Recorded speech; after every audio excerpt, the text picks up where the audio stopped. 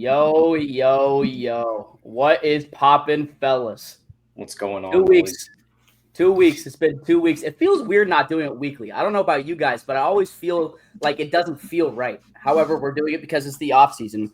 And I will say today is going to be a jam-packed episode because there was a lot of news. A lot of news that happened. But before we get into that, Ant, how we doing, sick bubby? Few Starbursts will heal him up real good. Well, take a cup of Coca-Cola. A Coca-Cola a day keeps a doctor away. I only had one Coca-Cola yesterday, actually. There it is. I only had one. I've been drinking water and Gatorade most of the time. I know. I'm proud of you. Seriously. But no. How have your 2 weeks been? Bubby in the top left up there is correct. I'm sick. It hasn't been fun, honestly. I don't know. It's pissing me off, if anything. I'm actually just pissed. Woke up. I don't know what it is either. It's fucking weird. I don't know. I woke up this morning. I was like, okay, I'm actually starting to feel a little bit better. Events happened. Now I'm like, yeah, this is now we're back to square one, you know? Yep. So I'm hoping this is going to go away in the next few days because I would like to go out this weekend. That sounds like fun, you know? I would hope so as well. Yeah. But other than that, though, last week has been great. You know, the week before that's been good. Just been bowling, hanging out with everyone down here. What have we done, Zach? We saw. Was last weekend Parker? Our good old friend Parker was here. That was not last week. That was the weekend before. Our good old friend Parker. That's what I meant. Man, oh man. Man, oh man. God. We love you, Parker. We love you, Parker. That's all we'll say. That's all we're gonna say. And then the weekend after that was a good time, hanging out with everyone. Good time with that. Yeah, it's been a while. Yeah, no, I mean we haven't gone out like this in a while, so it's been actually kind of fun. It was fun until Sunday came around, and then that hangover just hit like a truck. And I remind myself every single fucking Sunday why I'm 25 and not 21. Right, exactly. On the other news though, very happy with the Patriots draft. We'll get into that later on though. We so will. That was pretty exciting. And what else? Celtics are choking it right now. Dude. The Celtics and the Cavs. Man, oh man, what are they doing? And for those who are watching, this is recorded on what's today, even Wednesday. 5-7. And they just lost 91-90. The Celtics. When they had a 20-point lead, right? 20-point lead once again. So I don't know what's going on with that. Don't know. But on the bright side, the Red Sox are not doing too bad. So, but POV or me in a photo. Okay. Anyways, Cody, how are you doing, buddy? Cody. Doing pretty good, fellas. Last few weeks have been pretty good. Just working. That's good. Today was extra good, huh? Yeah, caught my personal best today. White sturgeon here on the Snake River in Idaho. So, AKA good time. dinosaur. Good time. Yeah, Yes. dinosaur. Big fish. So it was a good feeling getting that one in. So I'm excited to talk. That thing definitely was a fucking dinosaur, man. That thing was fucking. He was a big boy. How big was he? 8'5", you said? He was a little bit longer than 8'5". Like I was able to measure my 8-foot rod on him, and he probably had like 3 to 5 inches still to spare. Like the butt of the rod was still off. That's a lot. So probably good like 3 to 4 inches. So anywhere from 8'3" to 8'5", I'd say. I mean, 3 to 4 inches. That's huge. That's huge. Massive. Okay, so I have 2 questions for you. One regarding the fish. Once you reel them in like that, are they just basically dead dinosaurs? Because it seems like they don't move a lot. Like, how are you able to measure a fish that's 8 feet plus long with a rod when they're attached to your rod? Like, if you guys don't get it, this thing is literally a dinosaur. Like 8 feet long, huge. It looks like a dinosaur. So, like, when it's hooked, how are you able just to put the rod down and be able to measure it? Like, are they just like in their dead? Not dead, but like, are they exhausted? Basically, like they once you get them in, like you're able to just grab their mouths and flip them over on their backs, and they just go docile. And I have another rod that I bring out there just to measure with. Yeah, they just get tired. I see. They just kind of flip up, and you're able to just kind of with a different rod then.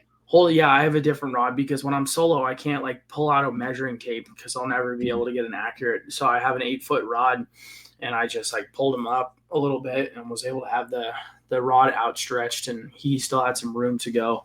So yeah, like 8-3, 8-5. But yeah, they normally go docile, and then like once they like kind of catch their breath a little bit, and you have them kind of just sitting in that slack pool wherever you pull them into, they start to regain energy, and then they're ready to go back in. So, but yeah, it's a crazy process.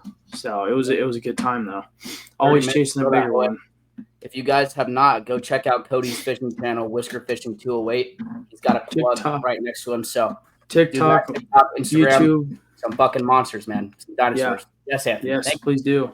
Thank you, Ant. Yeah. Other way. Yep. I forget. And before I get into my last 2 weeks, Cody, we got a little surprise, and it hasn't been really addressed besides one little snippet that we saw on Snapchat. What's going on with the hair, man? Show us. Oh, yeah. Oh, shit. You're giving us like fucking flashbacks of when we were 8, Cody. You remember that shit? Yeah, dude. Those two as twins. Yeah, dude. So I was in high school, like sophomore year of high school. I'm getting flashbacks to that. Yeah, I haven't cut my hair like this since like sophomore year of high school. So why'd you do it? Just to do it? Dude, fucking long, curly, natural hair is just so annoying to deal with. Like after a while, it's just everything tangles up. It's you gotta do it up this way to look that way. You gotta freaking wear a hat all the time. I was just done. I was just like, it's hot. I was just like, I'm just gonna shave it all off. Cornrows, the whole 9 yards. I was like, I'm just gonna shave it off. And Sean just shaved it off in your living room. Yeah, well, he was lining me up too, dude. He freaking faded me up good. That's crazy. What the fuck? Prison style. Fleece Johnson style. Wire? No, we had to put him in my room. He wasn't getting near the wire. Of course you did. He would have played with his hair. It looks good. No, seriously. He would have been going crazy on that. Oh, yeah. Like it's like one of his fucking toy rats or something. Yeah, so we had to keep him in my room during that time. That's funny, man. Well, it looks good. I'll get into my 2 weeks, and then we'll actually get into the episode. The last 2 weeks have been eventful. I'm not going to lie. Parker being here was a one-of-a-time experience. With a one-of-a-kind guy. So unique. I mean, it's just so unique being with Parker. Like, I can't even describe it. And, Parker, I love you, but you are one of a kind. Everyone says that there's not another person that's like Parker, and I met him in real life and could not have said it any better, those people. It was literally that to a fucking T. Parker is one of a kind. Big Montreal guy. We love you, Parker. And then last weekend, obviously, we got a little too drunk. That was a lot of fun. And I just wanted my Taco Bell at the end of the night. And man, oh man, people were pissing me off. I mean, dude, at the end of the night, people are yapping. People are bumping. There was one dude. Holy moly, Cody.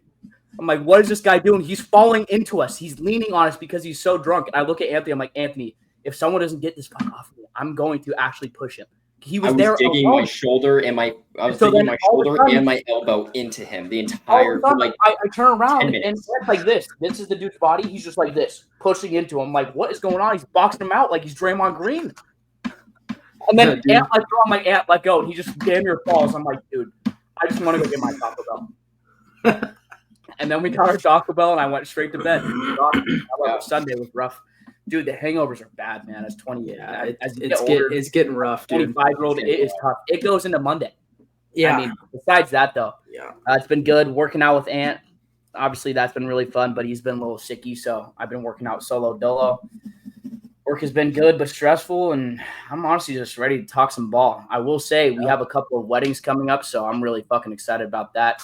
My dad's 60th is in a couple of days, so I'm excited to wish him a happy 60th as well. Shout out to Kurt if you guys know Kurt, he's the GOAT.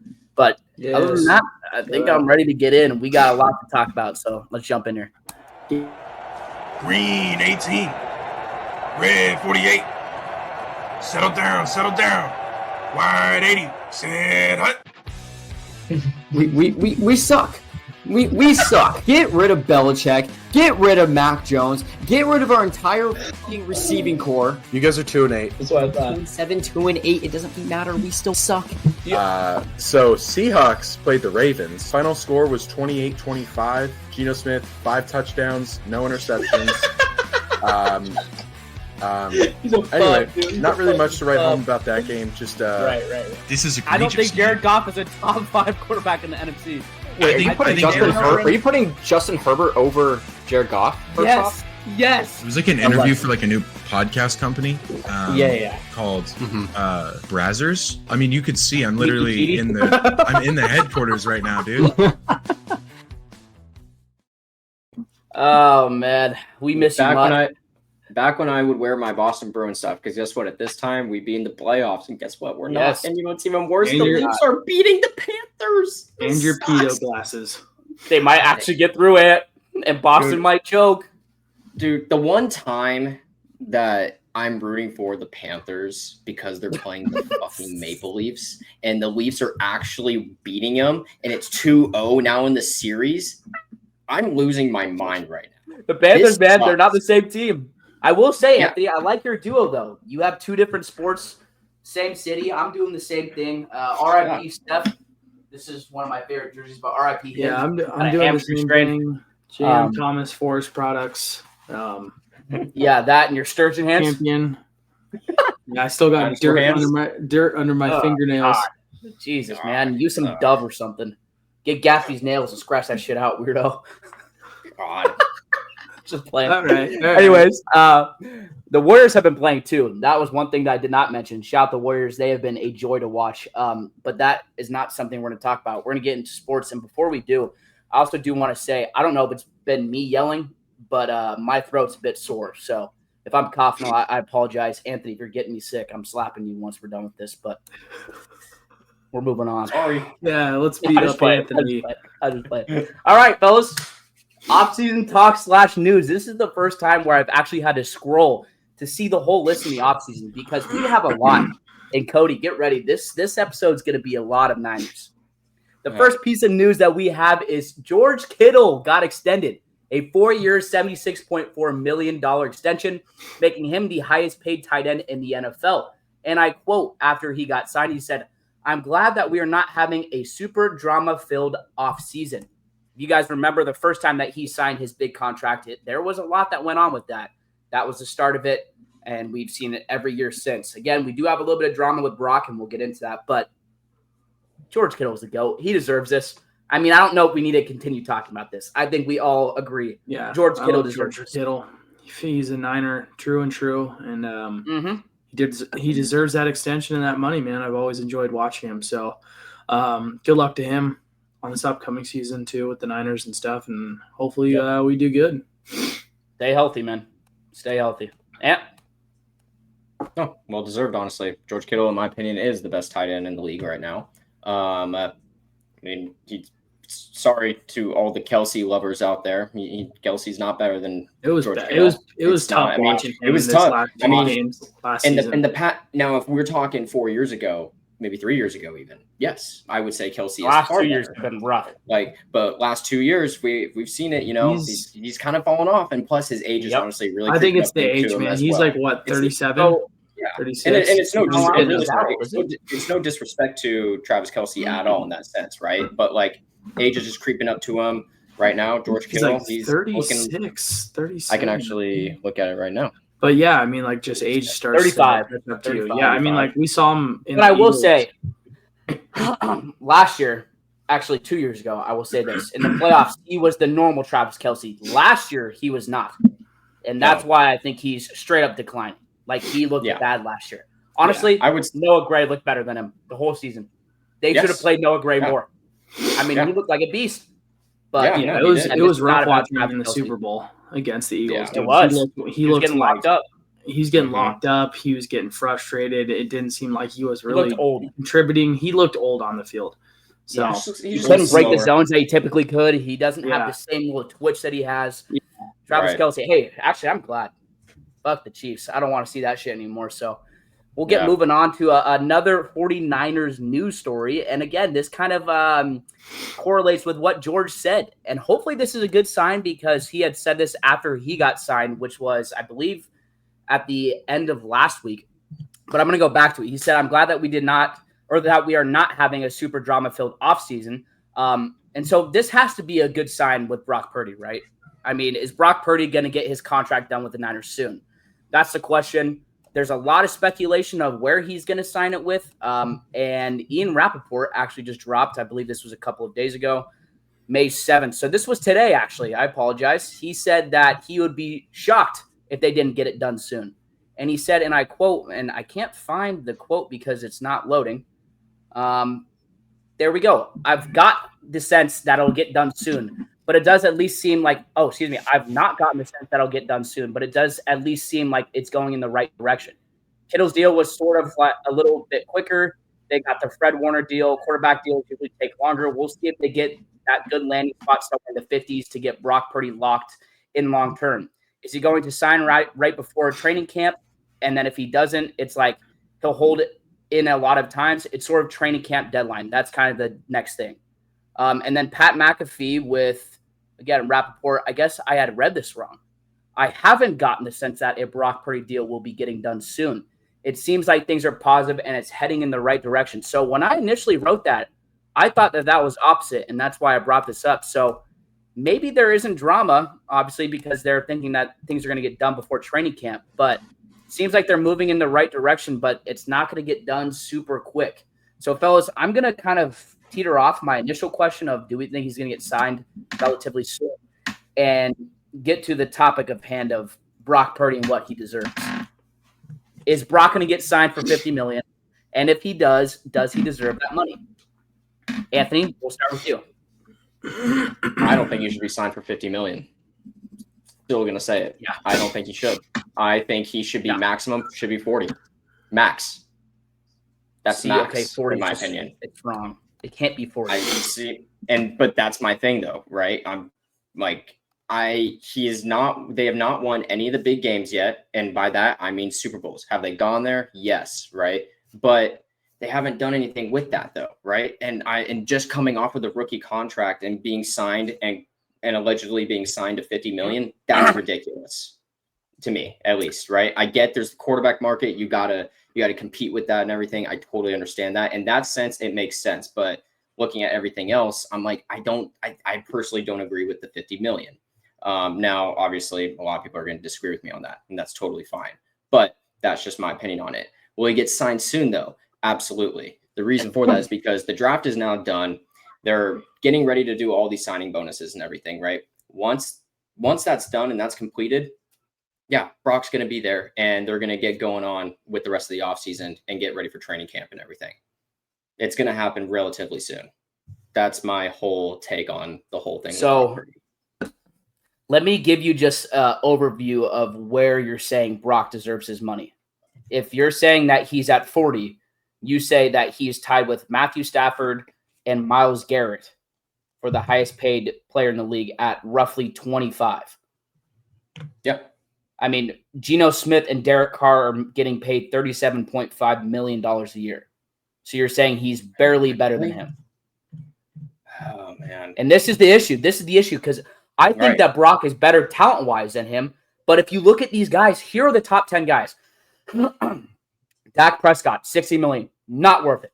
Joe Burrow, 55. Josh Allen, 55. Worth it. Jordan Love, 55. Not worth it. Trevor Lawrence, 55. Not worth it. Tua, 53.1. Not worth it. Jared Goff, 53. You can make the argument. Right. Chargers, Herbert, 52.5 million. Again, has he performed in the playoffs? No. Is he worth 52.5 million? Probably not. Ravens, Lamar Jackson, 52 million. Probably the best value out of any quarterback is him and Jalen Hurts at 51 million. And Lamar got 52 as well. But then it drops from 51 to 46.1. And that is from Jalen Hurts, who is the 10th highest paid quarterback, to Kyler Murray, who's the 46.1 million paid quarterback. That's at 11. So if you put him at 50, he would be the 11th highest paid quarterback in the league. Now, do I think 50 million is too much as a fucking contender? Or if you want to be contender, absolutely, I think it's too much. But if you look at that quarterback market and what he deserves, you're saying that he doesn't deserve 50 mil? I'm like, I think 50 million, in my opinion, is like the highest cap. I think it's between 45 and 50 where I believe he belongs. No, I like that. But again, But again, I can see your argument. And that's the thing. It's all relative at that point, right? All of it is. It all goes based off like what are you exactly looking at, right? Because we can nitpick all we want, right? And realistically, we can both be right in this situation, right? We can can both be right, and absolutely. And that's the thing. I see your point with it. And yeah, honestly, looking in that way too, I would say realistically 50 million, and especially if you guys want to be contenders still in the close future and everything right now, that's not really gonna work out too well, right? But if you guys go at least 45, maybe, but 50 mil, it's like you guys are like, okay, too much. Like it's too much, right? Ian Rappaport said it best. We still have Fred Warner. We still have some young guys that want, contracts and that still need to prove themselves. But it's not like we're a super old team. Like we're kind of right in the middle of the pack. We have some veterans that are good, and we have some young guys that are good. And now our young guy that is good, who's our franchise guy, supposedly wants his money. And the quarterback market is if you're high. Borderline top 10, you're making 50 million. So I think it's fair in that sense, but I also think if you want to contend, 50 million is too fucking much, man. I've been saying this whole time, 47.5, go right in the middle. That is my perfect sweet spot. But it seems like he's going to get paid the 50 to 53 million between those three guys. Lamar, Jalen Hurts, and who was at 53? Jared Goff.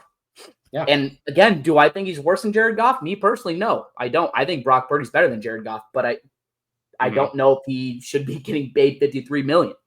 Right. And yeah, and it all comes back down to that. It's really just opinion based. Opinion based. Personally, I don't think Brock Purdy is a $50 million quarterback, but I don't think 7 out of the 10 guys are. So maybe that's what it is. I don't know. It's just Cody, tough. Do you have anything, or do you just kind of agree with us? You're muted, by the way. You're on mute. Sorry. No, you're good. Yeah, just listening to you guys, I mean, like, the quarterback market is so weird because it's like all these owners and these general managers and coaches are just trying to find their guy, trying to find their QB, and they're sticking around for this amount of years and having these type of stats. And it's like eventually you got to pay these guys. And it's like with Brock Purdy, it's like, what other option do we have at quarterback? It's not like we the kid from Indiana. He's gonna be a great backup. But like, it's not like we have anything else coming in. So I feel like with just how the market is and seeing other guys that I don't think is really as good and has done as much as Brock Purdy has. I mean, yes, he's gone to the promised land a lot and he hasn't been able to get it done. Not all his fault. It's a whole team effort, but I feel like just with the quarterback market, I feel like he should get paid. I mean, I feel like there's quarterbacks on that list that shouldn't be getting as much money as Brock Purdy, and they still are. Because, like I said, these guys are just these owners, these head coaches. They see, this guy. Oh yeah, like I said, he's sticking around for this many years. Like we got to eventually pay him his money. So I feel like just with how the market is going, I feel like the Niners are going to give him his 50 mil, and maybe they can negotiate it and drop it down a little bit. But I mean, shit, like just look at what he's done in his years with the Niners. A lot of quarterbacks have not even gone nearly as far as he has, and is getting paid just as much, or a little bit less, or a little bit more. So I feel like you got to pay the guy. So before we move on, that's my argument. Yeah. That's my argument. Yeah. In the Super Bowl, he didn't get outplayed that much by Patrick Mahomes. He still had a B- type of game. He did not play that bad. Now, last year, he did not play that great. However, you look at the stats, he was hit probably top 5 most out of quarterbacks. Again, I'm not completely vouching for him one way or the other. I think he still has something to prove, but I think there's an argument on all sorts of realms. So that's all I'm going to say. That's going to be interesting. I just hope we don't sign for 55. Moving on, though, to some releases and some signings. Deontay Johnson signs with the Browns for a veteran minimum of 1 year, $1.17 million. No guaranteed money. It is absolutely crazy that Deontay Johnson is signing with the Browns. His third team, I believe, in 2 years, where he went from a Pro Bowler to now making the vet minimum of 1 year, $1.17 million, and none of it's guaranteed money. None of it. I mean, Deontay, I'm sorry, brother. I don't really know what happened. And, dude, this is what happens when you get injured. You're not consistent, and possibly when you're on Carolina. We'll move on, though, because that's not really a big thing. But Deontay, I mean, realistically, this is his third team now in 1 year. Yeah. You want to be technical. Because it was Carolina, Then he went to the Ravens, and then now he's with the Browns. It's just brutal, man. It's brutal. Moving on to a bigger headline, though. The Ravens have released Justin Tucker amid his investigations after his down year last year. And if you guys don't know what's happening, about a month ago, he was definitely down to do something. Bro was gooning too much, fellas. Yeah, Justin Tugger. We're gonna call him Justin Tugger. I don't give a fuck. The management comes after me, and you know, I get tagged by all these NFL accounts that run for Justin Tugger. And so be it. But that guy is, man, quite, you know, a little tugboat he is. So I think, you know, his investigation's ongoing, and we know who's going to pick him up. The Browns. It makes the most sense. Him and Deshaun Watson will be the biggest duo ever. They probably have a lot to talk about in the locker room. No, seriously, man. I mean, it's just bad. And realistically, look, Justin Tucker, you had all my respect before this shit happened. I mean, this is the one thing that I don't get with athletes at all. Like, you have so much money, so much fame.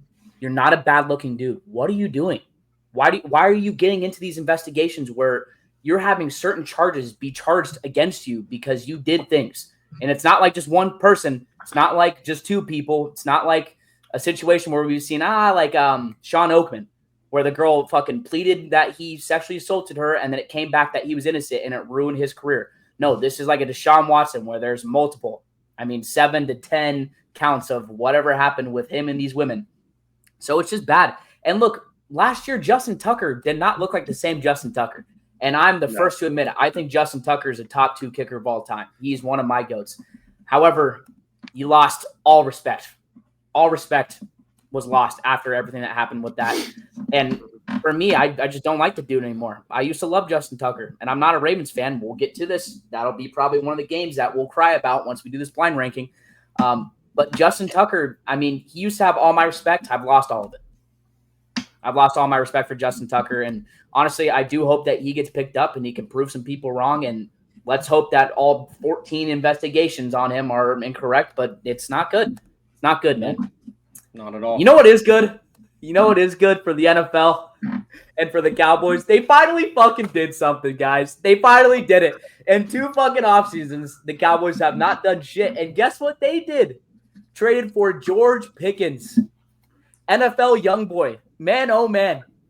The trade included George Pickens for a 2026 third-round pick. The Cowboys will also send a 2027 fifth-round pick to the Steelers and get back a 2027 sixth-round pick.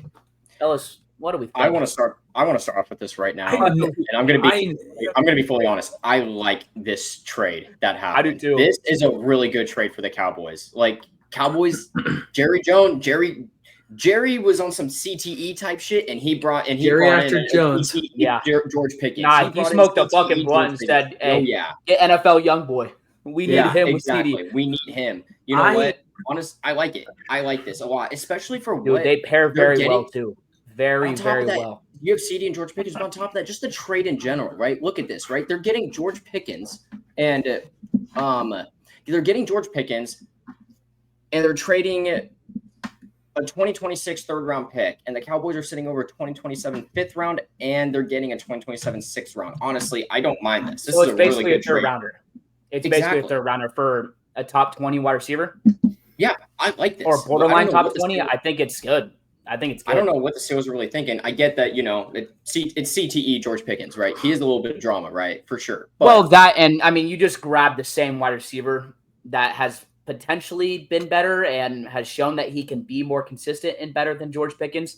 Right. DK Metcalf and George Pickens are the exact same wide receiver. They do almost the exact same thing. So it made no sense. But now that he's gone to the Cowboys, I think these guys play with each other well, and they're going to. Yeah. They're going to vibe very, very well because CD does not do the same thing George Pickens does. But yeah, I think CD's going to open up George Pickens a lot, or it's going to be opposite. It's going to be good. I want to see him crash out with the Cowboys and the Cowboys crash out with him. It's going to be awesome. It's going to be awesome. Speaking about awesome, though, we have – sorry. Yeah, Cody. I'm sorry. Do you have some more? Oh, I was just saying, I think it's a pretty decent trade for the Cowboys. I think he mixes well in there with being with CD. I feel like the Dallas kind of just needed that number 2 wide receiver. I wasn't a huge fan with him in Pittsburgh. I know Pittsburgh had kind of a rocky situation the last few years with QBs and kind of bouncing around, but I definitely saw some inconsistency in his game, and I'm hoping that it kind of picks up and gets leveled out a little bit with Dallas. I think having a little bit more of a consistent quarterback in Dak, and like I said, being complimenting CeeDee Lamb, I think it's a pretty damn good trade for the Cowboys. I'm kind of excited to see how that pans out. Yeah, I just can't wait for Dak to suck it up, and he has no more excuses. You got a wide receiver 2 now, bud.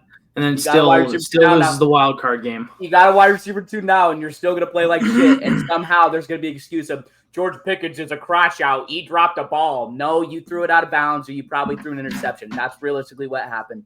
Again, Cowboys fans, get used to it. You're going to be crashing out over him as well. But Jerry Jones just eating his circus peanuts up in his booth, doing nothing but rotting away.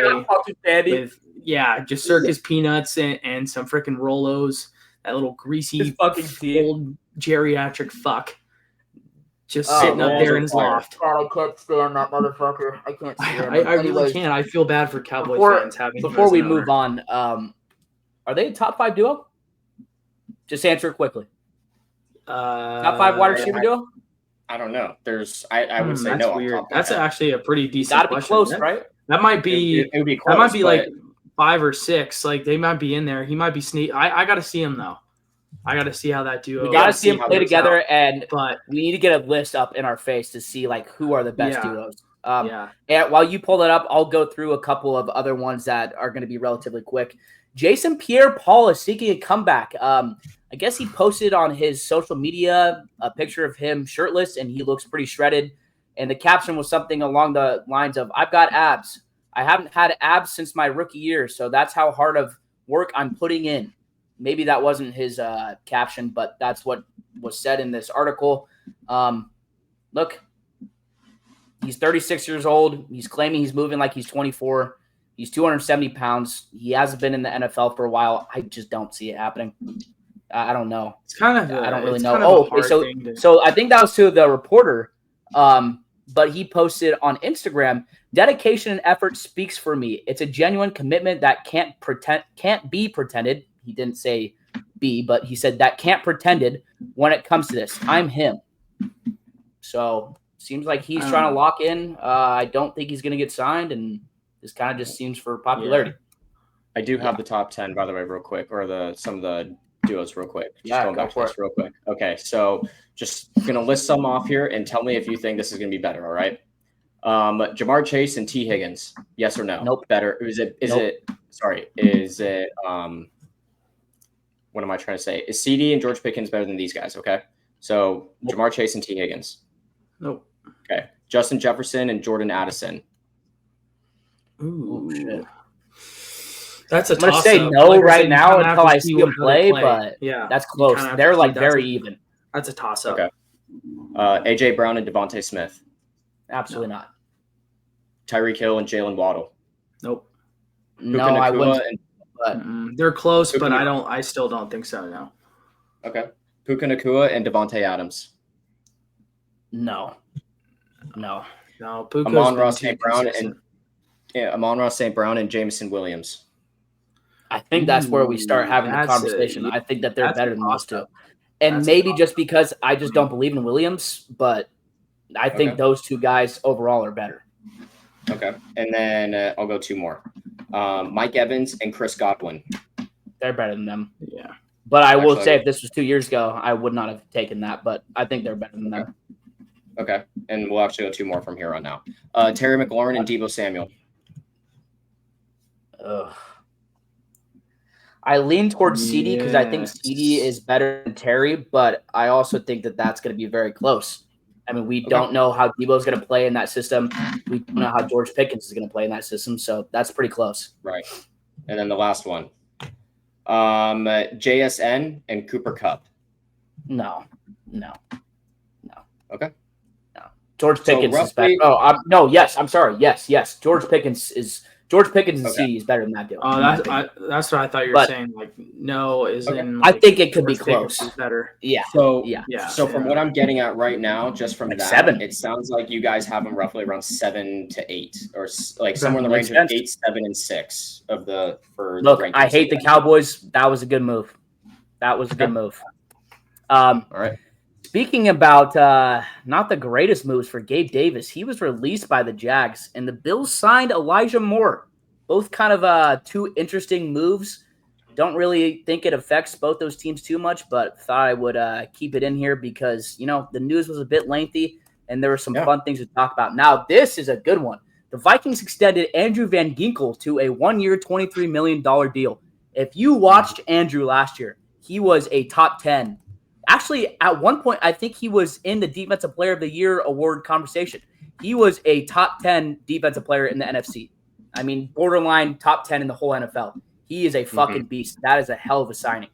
And so now we're going to kind of get into draft day. We're going to recap the draft, but before we get into it, I've never, ever in my life seen this before. There were 6 players, and I repeat, 6 players during draft day that got prank called. They got fucking prank called. Now, obviously, everyone's seen the Sanders video, and there's a couple other ones, but there's guys coming out now that are saying they got prank called too. Now, let me find the list of all these guys. Here we go. Still, why did he do that? Still, the call is yet another disappointing development from the 2025 NFL Draft. A number of players, including Carter Sanders, Indianapolis Colts tight end Tyler Warren, defensive tackle Mason Graham, and Eagles quarterback Kyle McCord all received prank calls during the event. Now, we talked about this a little bit last time, and the Atlanta Falcons defensive coordinator's son was the one that prank called 2 of them. But now there's 6 players. So I'm like, did he prank all 6? Bro, blood is going to be grounded for the rest of the fucking crazy. This shit's, dude, he came out with a fucking statement. Atlanta came out with a statement. Now I'm like, are these other teams going to fucking respect Atlanta? Like, do they need a fucking statement too if it was the same kid? Because I know that Tyler Warren, or no, who was it? There was another guy. I don't think it was Warren. Maybe it was Warren. It was someone else that had said that they got the same area code that came out from the kid that is the son of the Atlanta Falcons defense coordinator. So it looks like he was the same for 2 of them. Fucking crazy. Fucking crazy, dude. But let's get into the fucking draft. Golly, Ant, that was fun. I'm not going to lie. Recording all of our reactions, that was fun. Look, the more I look at our team, Cody, we can go through this kind of quickly. I don't think the Niners had a horrible draft. Like, I think the Niners had a B- draft. And look, I'm going to pull up everyone that we got. Yeah, I have them all written down too. Yeah, so at 111, we got, dude, and I still don't know how I feel about this. Mikael Williams. Cody, what do you think? Like you said, you rehire Saleh as defensive coordinator, and in the back of your mind, like, yes, we all wanted an offensive lineman that first. I wanted an offensive lineman round 1. But you know how Saleh works, dude. He knew he'd lost Dre Greenlaw. We lost a good amount of guys on defense. So I kind of had a feeling that this was going to be a very defensive focused draft for the Niners. And I like Mikael Williams. And I think he was a fantastic defensive end for Georgia. He flew off the edge and disrupted a lot of offenses. And I think he is going to be a very, very good fit for the Niners. And I think he's going to help us out a lot. So I'm not really mad about that pick at all. I think it was a good pick. No. Watching him at honestly, Georgia, the more I look at it, it's tough because, I mean, the 49ers in general came out with a statement that said there was not an offensive tackle that fit their system at number 11. And if you truly think that with the guys that were picked ahead of them, then you probably should go to the one position that was rough last year. We could not set a fucking edge. Even if we set an edge, we were horrible at setting an edge. Mikael Williams is going to come in and be an A+ setter of the edge. Last year, he was easily the best edge at setting the edge. Like that. And his ceiling is extremely high for passing the fucking or for rushing the passer. He is a freak of nature. So other side of the ball. Yeah. other side of the ball, besides Bosa, there was just no edge setting. Even if Bosa was able to set the edge, is the other side was just. I feel like in the last few years, there's a lot of guys we signed to 1-year deals. Oh, we're bringing this vet, or we're signing this guy, and it's just none of them ever stuck. So I feel like this Mikael Williams player, I think he's going to be very good for our defense, and I'm sure Saul is pretty pumped about that. Yeah, he's happy for sure.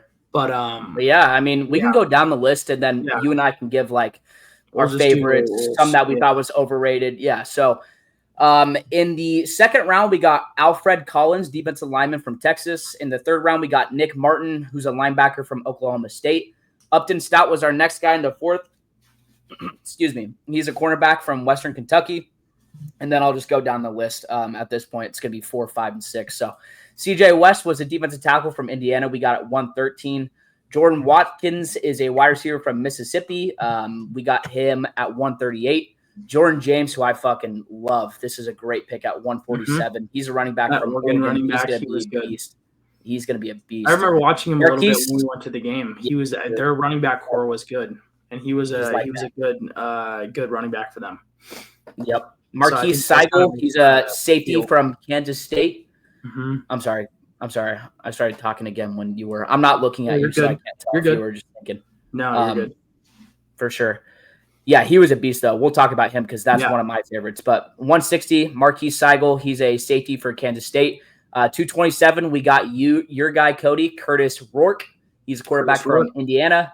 249, we got Connor Colby, a guard from Iowa. And 252, we got Junior Bergen, a wide receiver from Montana. Look, you look at this, and again, I give it a B-, and I'll kind of go through like what I think is good, what I think is bad, and then I'll let you speak, Cody. Yeah. Again, I think it's B-.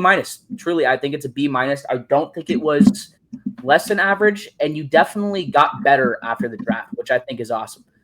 Mikael Williams, the more I look at him, is it Mikael? I'm pretty sure it's Mikael Williams, not Michael. I think it's Mikael. Yeah, Mikael Williams. If I'm saying that wrong, I apologize. But Mikael Williams, I mean, the more I look at him, I'm starting to give him like a B grade. I like that. Alfred Collins, I thought was a little high. I had him as a third-round prospect, but I still think if you look at these first 5 guys, I mean, Saleh had his mitts all over him. Mikael Williams, edge setter. Alfred Collins, he's going to be the dude in the middle. Nick Martin, super athletic, ran a 4.53, strong as fuck, 5'11", looks like the prototype of Dre Greenlaw. Yep. We don't say he's Dre Greenlaw yet, but he's going to be like it. Upton Stout, cornerback that's 5'8". I mean, he fits the fucking 49ers system perfectly. He reminds me of, golly, what was his name? He was a cornerback, a nickelback for the Niners, and then he went to Miami. Oh. This is going to be now because I just had his name. Kyle Nickelback for the 49ers that got signed with the Dolphins. No. Hold on. I want to. Why can't I remember his name, dude?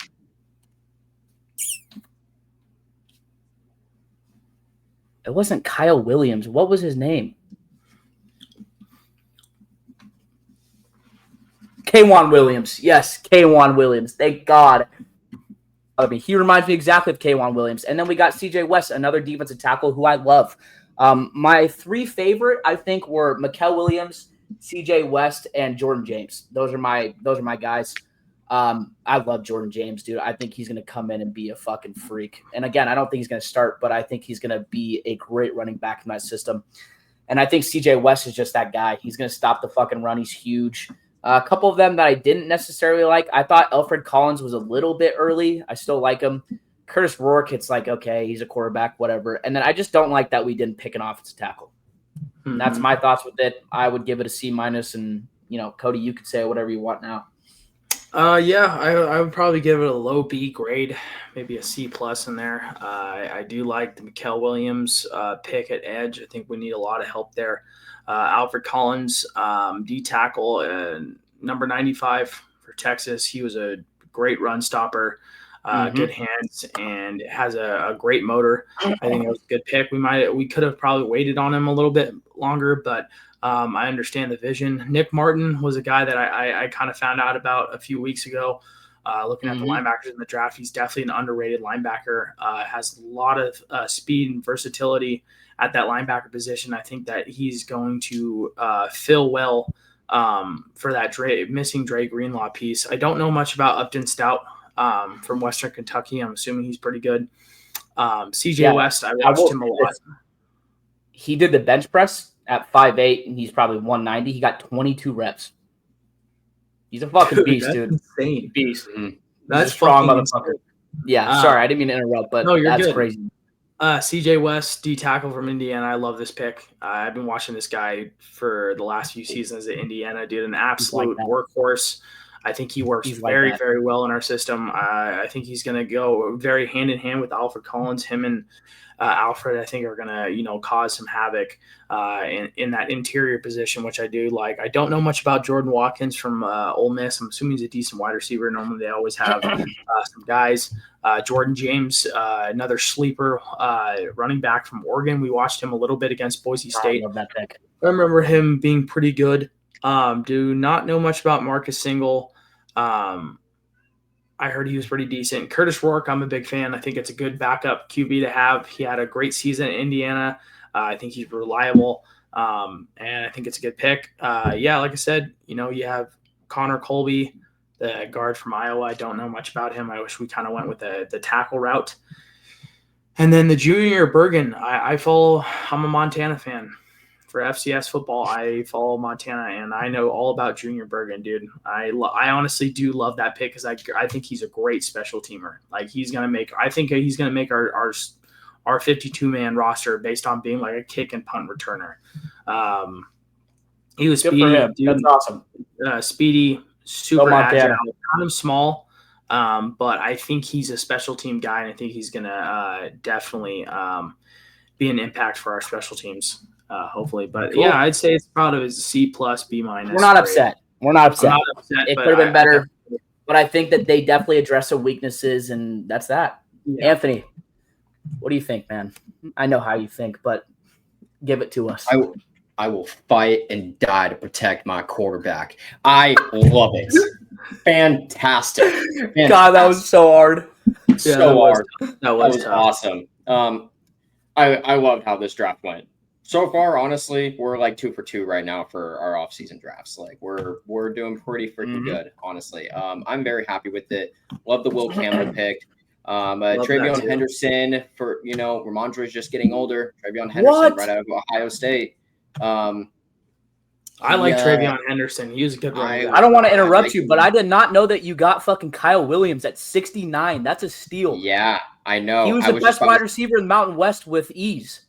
I was just about to mention him too. Holy shit, that's crazy. Kyle Williams picked him in the 69th spot, and what was it? 14 receiving touchdowns last year at Washington State. And a good quarterback too. Mateer was throwing the ball to him, dude. I mean, that guy. He is going to start. He's going to start for the Patriots. He will absolutely be a starter for us. That's crazy, dude. I am very excited about this. I will say the only thing that I'm a little bit iffy on is we drafted a kicker. I honestly have no idea who this guy is. Never even heard of him. Yeah, kind of high too. Yeah, So I'm a little bit concerned about that. But honestly, all in all, I'm just gonna make this very quick and easy. All in all, I like what we did here. We definitely tightened up. We got pretty much everything we needed out of this draft, right? We focused up on defense. We focused up on offense to give Drake May that protection that he needs. I honestly cannot complain about this draft. I cannot. We did everything right. Everything right that we could have done, we did correctly. That's all I'm going to say. I'm happy with it. So, okay, moving on. I guess we can kind of just go right into it because you're going to be one of the 3 best in our opinion. But we're going to rank the 3 best and the 3 worst drafts of this year. And again, like I said, the Patriots are in there. Again, we don't have to go 1 through 3, but the Patriots are definitely in one of those spots.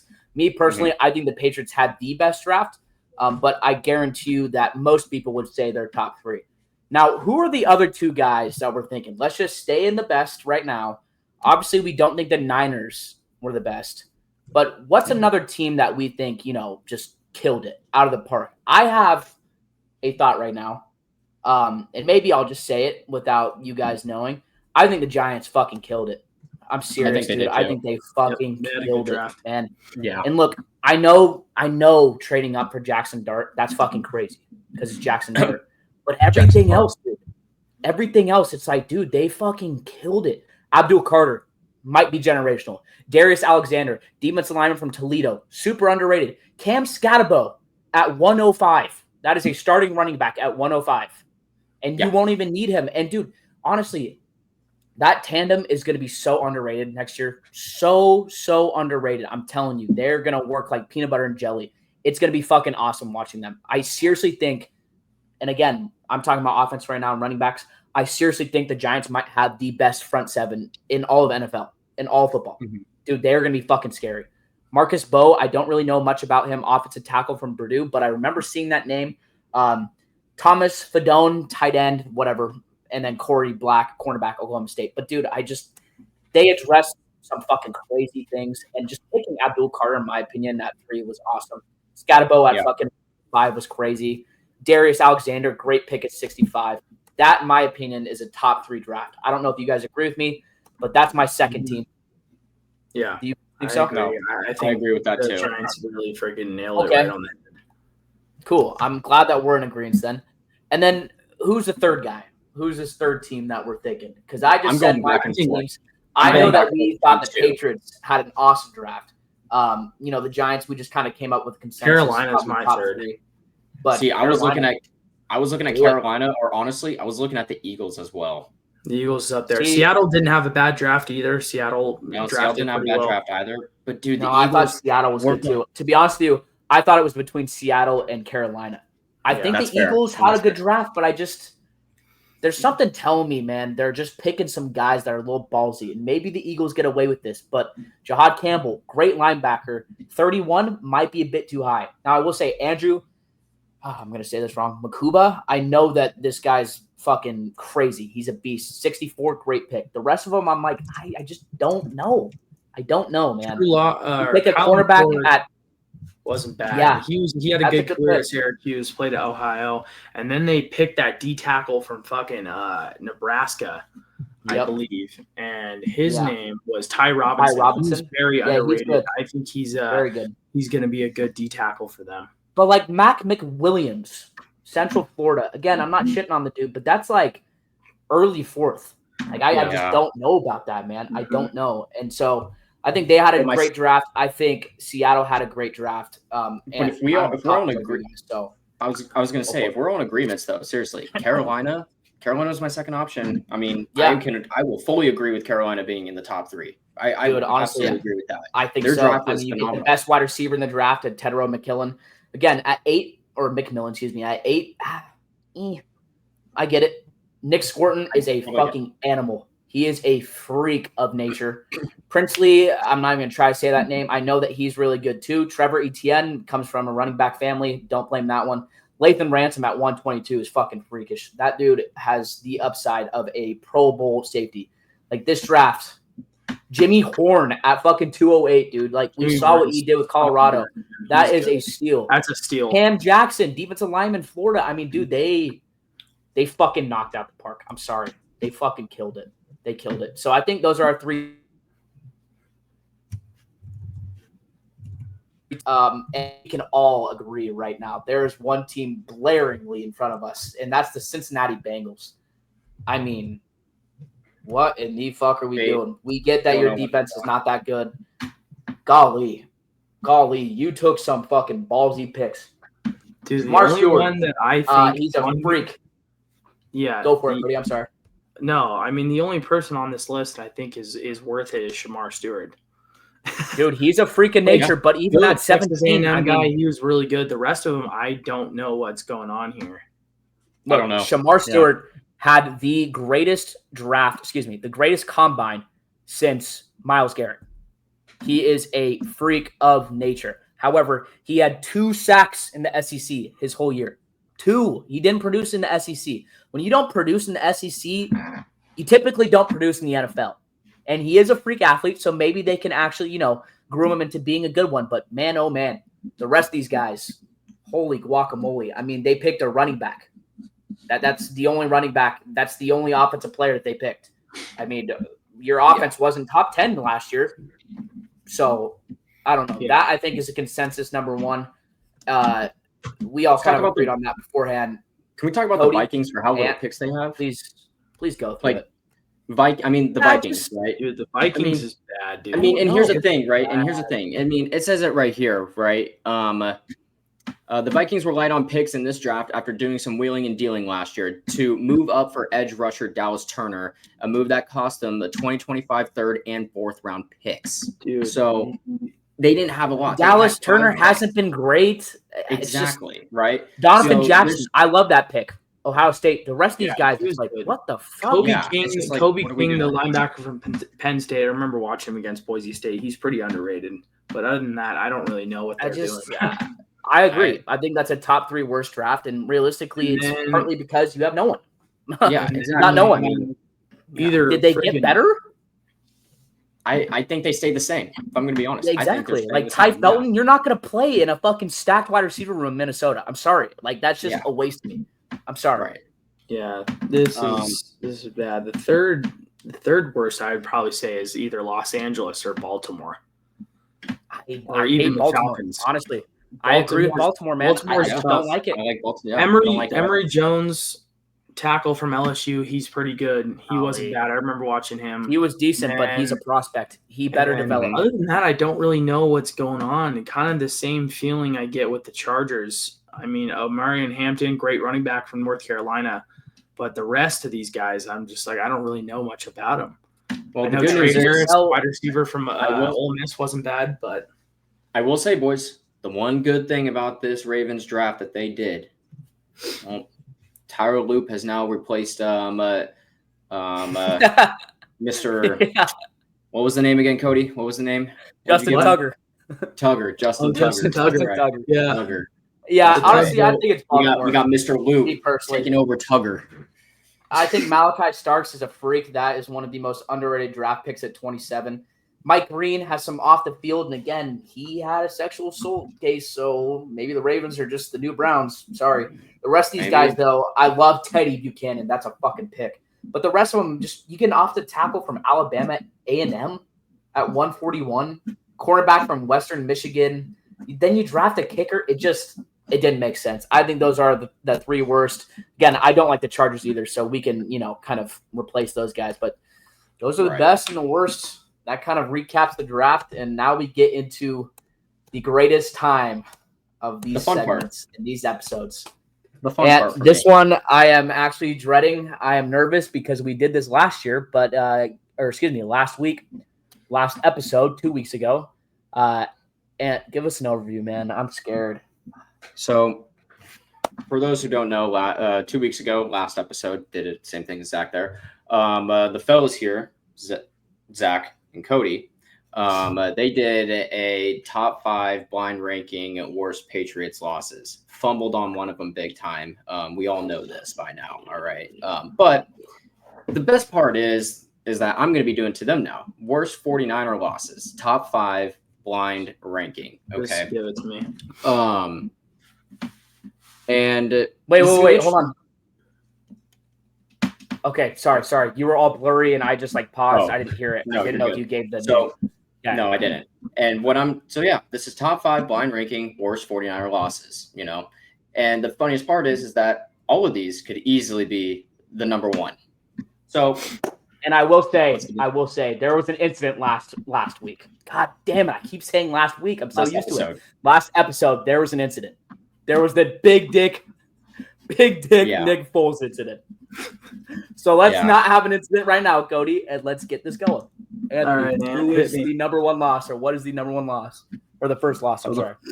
So the first one I will be listing off right now, top 5, is the 2013 Super Bowl, aka the Power Outage Super Bowl, aka Ray Lewis's last game before retirement. The final score to that game, 34-31.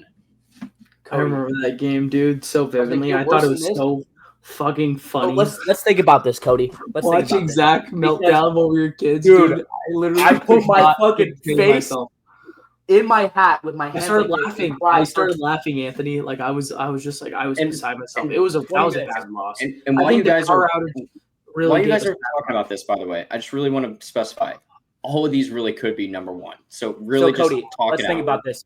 There's going to be 3 Super Bowls, right? Yeah. Is this the worst of the 3? Because in my opinion, this is 1 or 2.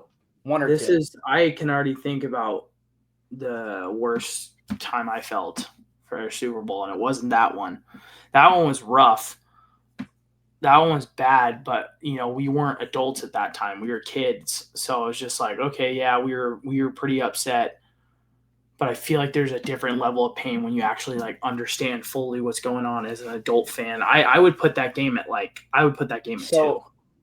Okay, before you move on though, let's be on the same page.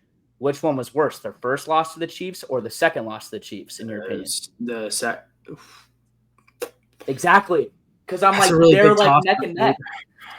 So like, were they worse? Were they worse than the Ravens loss? The second Super Bowl loss to the Chiefs, that one hurt. I agree. Really I think that's the worst. Yeah, okay, I think. So let's put them at 2. Let's put that at 2. All right, Ant. Okay. All right, that's 2. So we have that one at 2. Let's put this. I'm just going to do this. 2013 SB. Okay. All right. For you guys' second loss, we have the 2023 NFC Championship against the Eagles, 31-7. The Brock Purdy injury. Oh my God, that was when we had to go.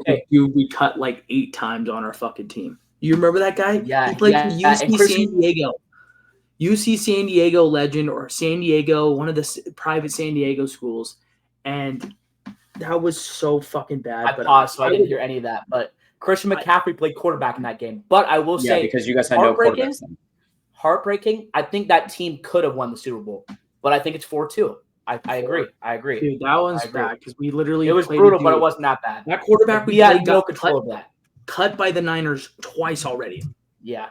Before we put him in, the guy from San Diego or UC, I don't know which one, but I'm like, dude, that was bad. That was rough watch. It was rough. But yeah, 4th. It was rough. You guys want that one at 4? Yeah. Yeah. Okay, so we have this. Golly, I'm nervous now because I know there's at least 2 with the Chiefs. What's the one that we're forgetting? I think I know what's coming. The Rams NFC Championship game where he just threw fucking Garoppolo to the ground. What was that? The next game. 2021. Or it's the other. I feel the like next game. Yeah. The 2024 Super Bowl choke against the Chiefs, Part 2. It's got to be 25-22. The Dre Greenlaw injury. Dude, as soon as Dre Greenlaw went down, number 1. Yeah, number 1. When 48 come in, who could start for any other team in the NFL as a linebacker, but not the Niners. I knew right there and then. As soon as Patrick Mahomes got past 50, I was like, game's over. Yep. I was pissed. I almost ripped my shirt to shreds. And we didn't take the ball in OT. I'm literally getting fucking heated thinking about this. I went home to watch that with my dad. The most depressed I think I've ever seen my dad. My dad worked the next day, and he was just watching YouTube videos recapping the Super Bowl. I'm like, Dad, you got to stop this. Kurt, can't watch that, Kurt. But that's number 1. Yeah, that's number 1. We got 2 and 5. Game. So we got 2 and 5? Okay. Yeah. No. We have 3 and 5. 3 and 5. You're right. Yeah. The next game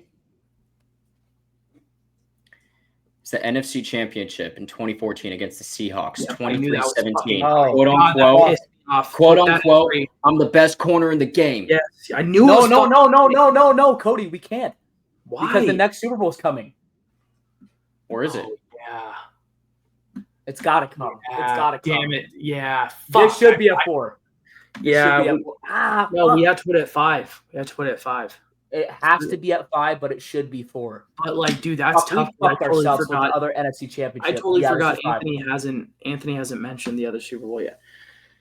Yeah. That game was really tough. That one hurt me to my soul because Keaton just would not shut up about it for like a month and a half after that. And I was just like, dude, brutal. That was tough. Yeah, put that at 5. Should be 4.